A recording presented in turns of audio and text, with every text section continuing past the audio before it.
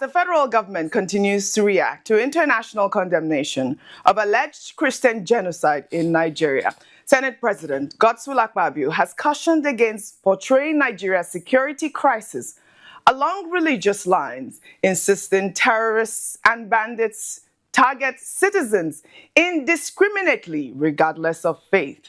Akpabio issued the warning during Thursday's plenary while contributing to a motion on alleged religious persecution of Christians in Nigeria. Akpabio questioned how anyone could differentiate victims by religions after attacks, emphasizing that violence affects all Nigerians equally. If you look at what is happening in the Southeast, predominantly Christians, most of those that are killed in the Southeast, including the late husband of our demised icon, Dora Akunyili, the way the man was shot dead and everything, will you come and ascribe that to religion? I'm talking about what IPOP is doing. You see brothers killing brothers. Okay, so the sit-at-home that is going on Mondays in the Southeast that has almost crippled the economy of the Southeast. Is it targeted at Christians or Muslims? So Nigeria has complex security situations, and we should actually go out there and educate people, because the moment they bring sanctions will breed poverty. Poverty knows no religion. So for me, engagement will be the best. So when we go into executive session, we can decide to set up a small ad hoc committee to go to United States of America and engage our colleague parliamentarians there. And then to also educate them. Because if you see what these people are doing, most of them are outsiders. When they come and start spraying bullets from GP, what do you call it, or they throw rocket, they are not throwing rocket into the crowd targeting a particular religion. They are killing Nigerians. I don't know who will now go and sit down and bring out maybe the dead bodies and say, this one is a Christian, this one is from this family, this must be a Muslim. So we are facing a situation whereby these terrorists are trying to terminate the lives of Nigerians. No, I was about to look at your side, because I think a lot of heavalists have also been killed in the. Is there anybody that is opposed to this motion? Okay. All right.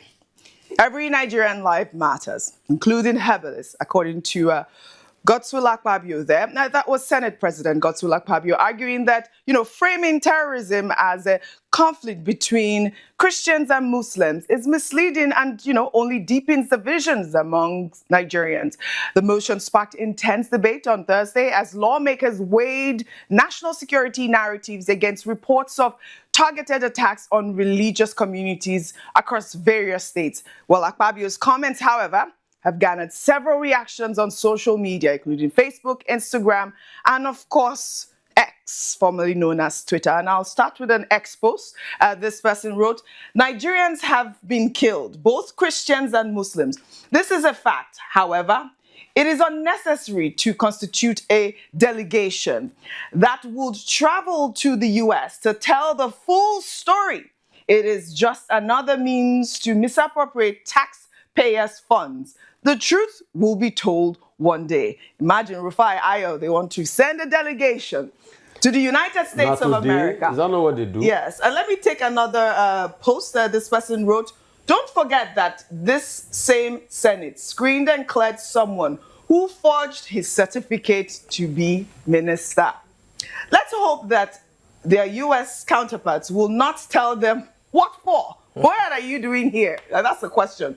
Gradually, Nigeria will have external intervention since the internal ones have failed to yield results. And, one of the comments Godswill Akpabio made about, IPOB and the Southeast killing Nigerians, which, also is a fact. And I'll take a reaction from Facebook.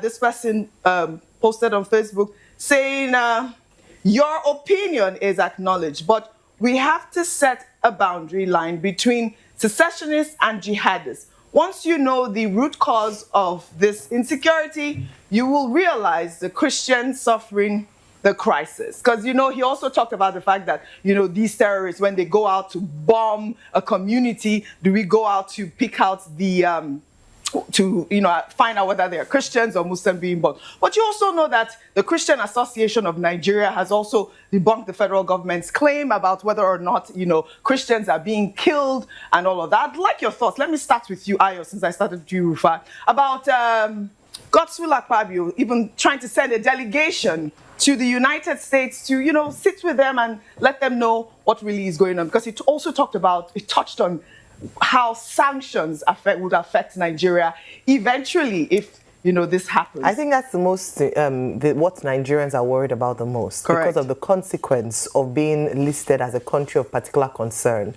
And this is the highest condemnation by the United States on countries that are seen to not tolerate or promote religious freedom. Nigeria was listed or designated in 2020, and we're removed from that list in 2021. And, you know, like you mentioned, it can bring economic sanctions and some aid being pulled away from the country as a way to, you know, serve as a measure to deter this.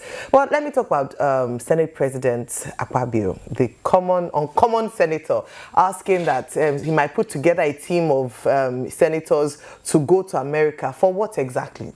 Let the facts speak for themselves. Instead of spending Nigeria's hard-earned money and you know, and our resources to take our senators abroad, can we fix some of the challenges that he himself highlighted in trying to justify that it's not a religious targeted attack?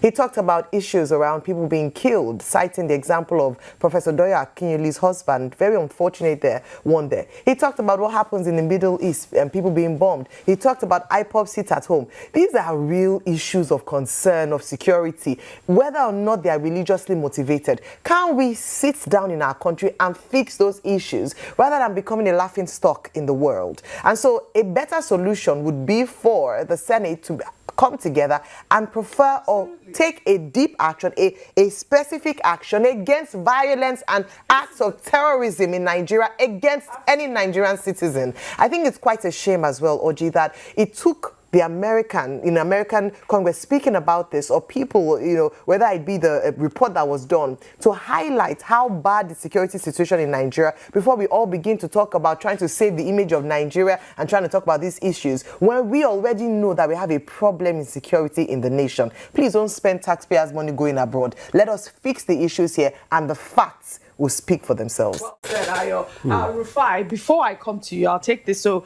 eventually you tie both together. Well, in Abuja, President Bola Ahmed Tinubu posthumously granted pardons to two historical figures, the father of Nigerian nationalism, Herbert Macaulay, and former FCT minister, Major General Mamman Vasta, as part of a list of 175 people endorsed by the National Council of State on Thursday. Herbert Macaulay, despite his iconic status, was twice convicted by colonial authorities in 1913 and in 1928, while General Mamman Vasta was sentenced to death in 1986 by a secret military tribunal for an alleged coup plot against his friend, then President Ibrahim Babangida. Of the total pardons, 82 inmates received full pardons, 65 had reduced sentences, and 7 death row sentences were commuted to life in prison, actions which Kaduna State Governor Uba Sani noted underscore the president's commitment to prison reform and justice. Rufai, over to you, and we are seeing that the president is really committed even to just all of these pardons and the awards that he has given only recently. He gave the Ogoni 9, as well as, you know, Ken Saro-Wiwa, as well as also the Kaduna General. We are seeing that the president is committed also to prison reforms, like Uba Sani has said. And I'll come and sit with you so we can all discuss. Okay. I mean, I think that's right on point, and the truth has to be said. I think it's right on point, you know, to be able to give our national founding father, Herbert Macaulay, that kind of honor of pardon. But anyway, what he was being pardoned for is a dead law. Sedition is a dead law already.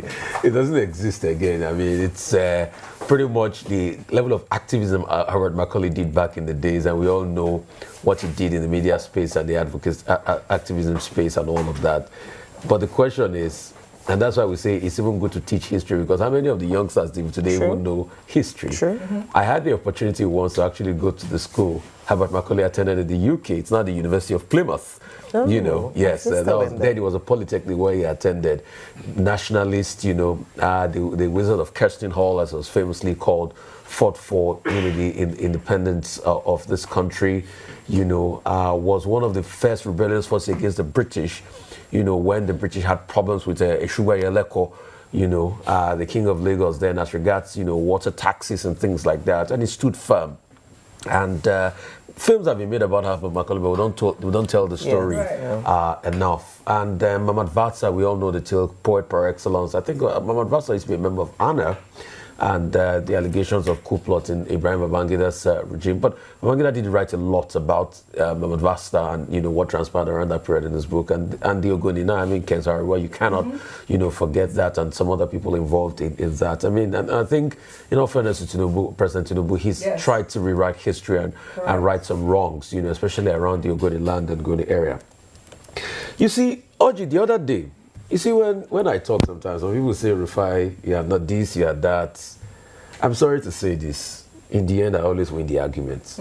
You had somebody here on Sunday that was telling you that Nigeria is an independent, sovereign nation, that we should not go talk to America and everything. Yeah. And I was making the point that America, that last year, 2024, you collected $784 million in aid, close to $1 billion in aid for. So you are saying that they can talk however they want. No. They rule the affairs of things because you collect their aid. Absolutely. Any man you collect money from, you are subject to that man. As long as you are collecting aid from the EU, forget it. Most of the, what's it called, training for the electoral body, electoral angels, it's not the EU that is funding it. The EU. So these people will still have one, and that's why now our politicians have woken up to reality to say we should go and beg. You see, as regards that, let me now make the point. There's a movement of right-wing Christian nationalism going on in America, where they skew a lot of narratives around Christian nationalism, and they look for pressure points to be able to push it. In fact, Open Door, the same agency that released the report that the likes of Bill Maher and Ted Cruz are now quoting, has been known to be in the vanguard of this. But it doesn't make it necessarily true. So what you do in this regard, and I will be shell-shocked that if Nigeria, that collects a lot of aid, does not have some level of lobbying that goes on in America, you don't need to send a contingent there. It's lobbyists that will do the work. I mean, but they can have a virtual meeting. They can have a virtual meeting. But all of that will be arranged by lobbying. Yes. So anything you are going to do there, they're not going to enjoy extra code and free hotel money. So it's lobbying that will now take over. But secondly, isn't it the shame on our country and our leadership that the Senate president is saying everybody suffers attack? Yes, we know. But you are the Senate president. You've not moved a motion that the president must solve the problem of insecurity once and for all. Isn't it a shame that even when it happens, it takes time before they even react? We had to be the one here to be shouting before President Tinubu went to Benue. When it happened in Jos, they didn't go. In fact, I heard that the police IG that went to Jos, he didn't even reach where the thing happened. He just went to the capital of Plateau. You remember that the president actually challenged him there? Yes.